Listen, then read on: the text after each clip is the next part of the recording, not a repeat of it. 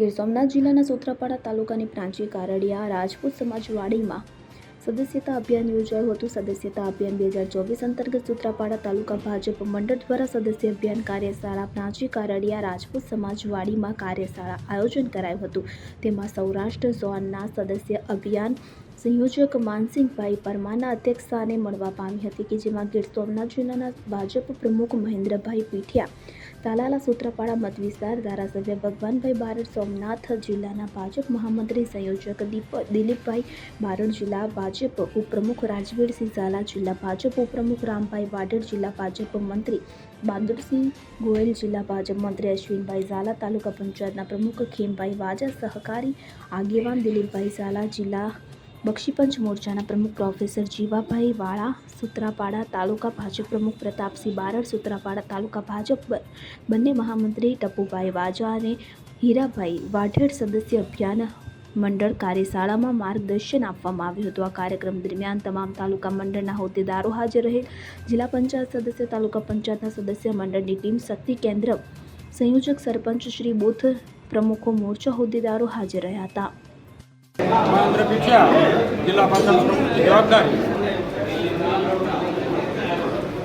Bharatiya Janata party સદસ્યતા અભિયાનની કાર્યશાળા પ્રદેશ કેન્દ્રની મળી 17 તારીખે, 21 તારીખે ગુજરાત પ્રદેશની મળી, 22 તારીખે ગીર સોમનાથ જિલ્લાની મળી અને ગઈકાલે 28 તારીખથી આજ 29 તારીખ સુધીમાં દરેક મંડળની આ ભારતીય જનતા પાર્ટી સદસ્યતા અભિયાનની કાર્યશાળા યોજાઈ. એમાં આજે સૂત્રાપાડા ગ્રામ્ય મંડળની આ સદસ્યતા કાર્યશાળા યોજાઈ. એમાં અમારા તાલાડાના ધારાસભ્ય ભગવાનભાઈ બારડ, મારા સાથી મહામંત્રીના આ સદસ્યતા અભિયાનના સંયોજક એવા મહામંત્રી દિલીપભાઈ બારડ, જિલ્લા પંચાયતના ઉપપ્રમુખ રાજવીરભાઈ ઝાલા, આ સદસ્યતા અભિયાનના સૌરાષ્ટ્રના સંયોજક માનસિંહભાઈ પરમાર તેમજ જિલ્લાના હોદ્દેદારો અને આ મંડળના સૌ ચૂંટાયેલા અને સંગઠનના ખૂબ મોટી સંખ્યામાં કાર્યકર્તા ઉપસ્થિત થયા હતા.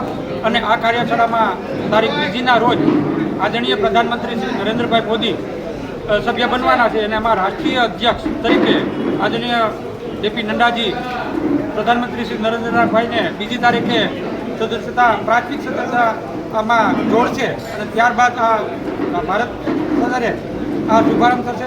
અને 3જી તારીખે આદરણીય અમારા પ્રદેશ અધ્યક્ષ પાટીલ સાહેબ માનનીય મુખ્યમંત્રીશ્રીને પ્રાથમિક સભ્ય બનાવી અને ગુજરાતમાં લોન્ચિંગ કરશે. અમારા ગીર સોમનાથ જિલ્લાની 4જી તારીખે સવારે 10 વાગે અમે અમારા જિલ્લાના સાંસદ, ધારાસભ્યશ્રીઓ, જિલ્લા પંચાયતના પ્રમુખ અને મુખ્ય લોકોને સાથે મળી અને સદસ્યતા અભિયાનનો શુભારંભ કરવાના છીએ.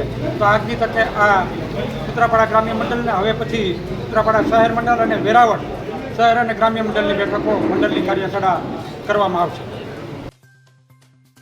દીપક જોશી સાથે CN24 ન્યૂઝ, ગીર સોમનાથ. હવે જુઓ દેશ દુનિયાની તમામ ખબરો તમારી આંગળીના ટેરવે.